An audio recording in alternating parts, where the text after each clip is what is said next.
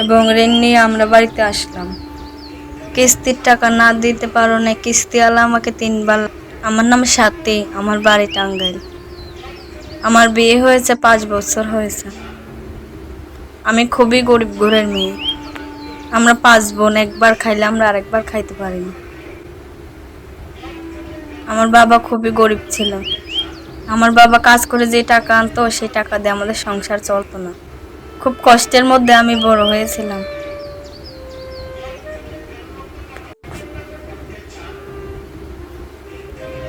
খুব কষ্টের মধ্যে আমাদের দিন কাটছিল।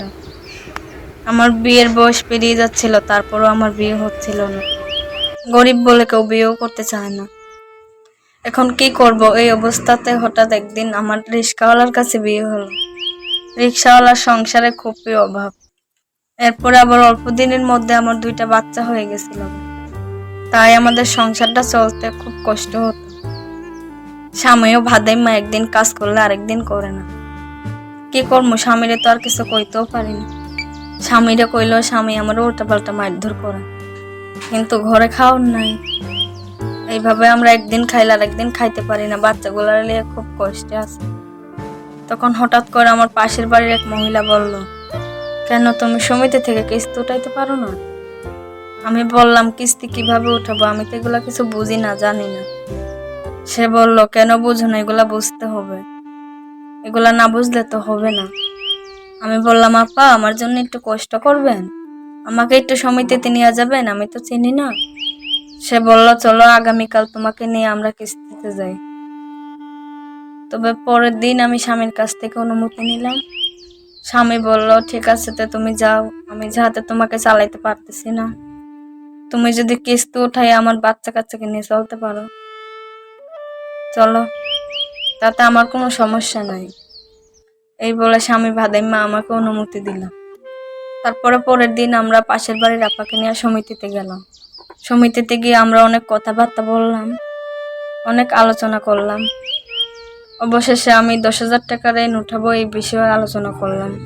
কিন্তু আলোচনা করলে কি হবে, তারা আমাকে ঋণ দিতে চায় না। তারা বলে, তোমাকে ঋণ দিলে তুমি কিস্তি দিতে পারবে না।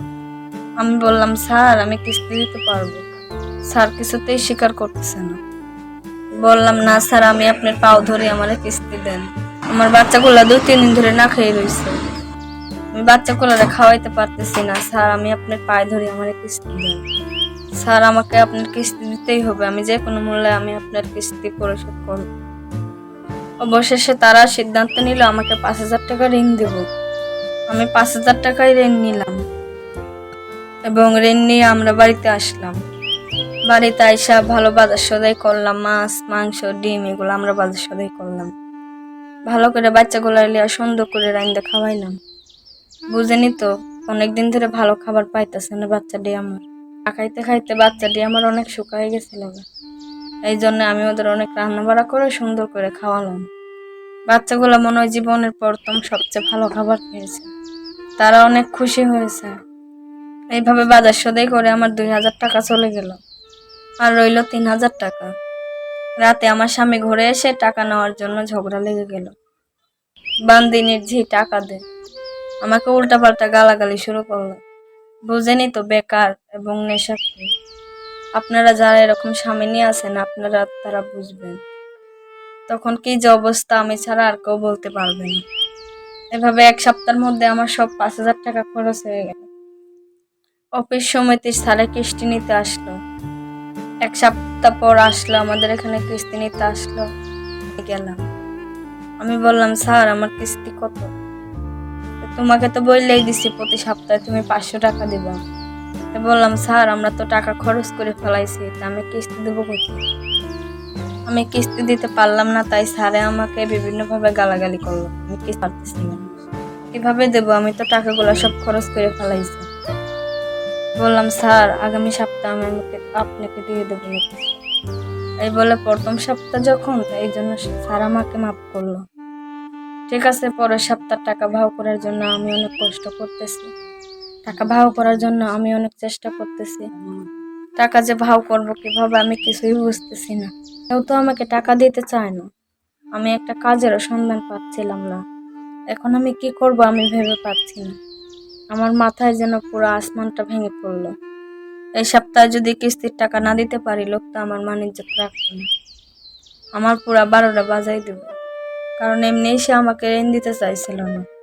অনেক হাত পায়ে ধইরা আমি ঋণ আনছি। এই কথা ভাবতে ভাবতে আমার যেমন দিন যায় না। এভাবে চিন্তা করতে করতে আমার সপ্তাহ এসে পড়লো, কিন্তু আমি টাকা ভাও করতে পারলাম না।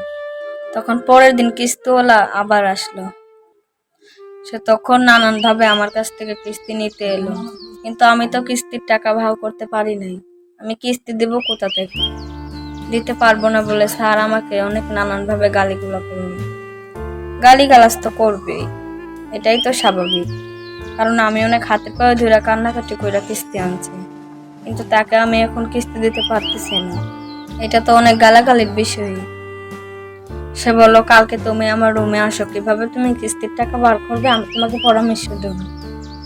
তখন আমি তো খুশিই হলাম, স্যার যখন আমাকে পরামর্শ দেবে ভেবে তো সেটা আমি খুশিই হলাম। আমার ভালোই লাগলো যে আমি কিস্তির টাকা দিতে পারবো। এইভাবে আমি পরের দিন সন্ধ্যার সময় স্যারের বাসায় গেলাম। দিনের বেলা যাইতে পারি নাই, কারণ সারাদিন আমি টাকা ভাও করার জন্য চেষ্টা করছি।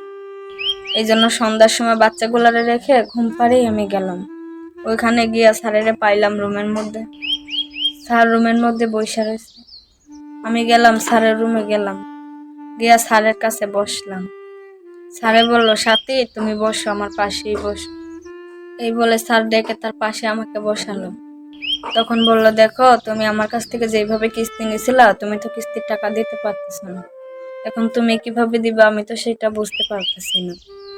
তখন বললো, তুমি যদি আমাকে খুশি করতে পারো তাহলে তোমার কিস্তির টাকা আমার হাত থেকে দিয়ে দেবো।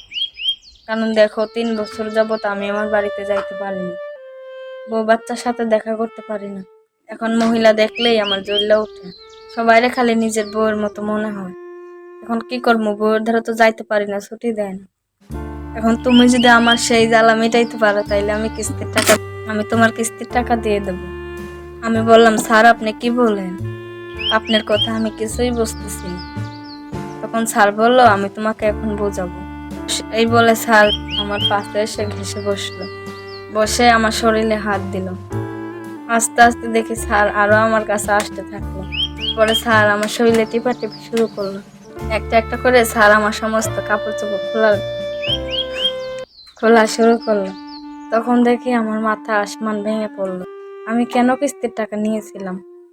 আজ বুঝি আমার মান সম্মান সব শেষ করবো। তখন আমার চোখ দিয়ে অজরে পানি চলে এসেছে। আমি কিছুতেই আমার কান্না থামাতে পারছিলাম না, কিন্তু স্যার কিন্তু এগুলা দেখার পাত্র নয়।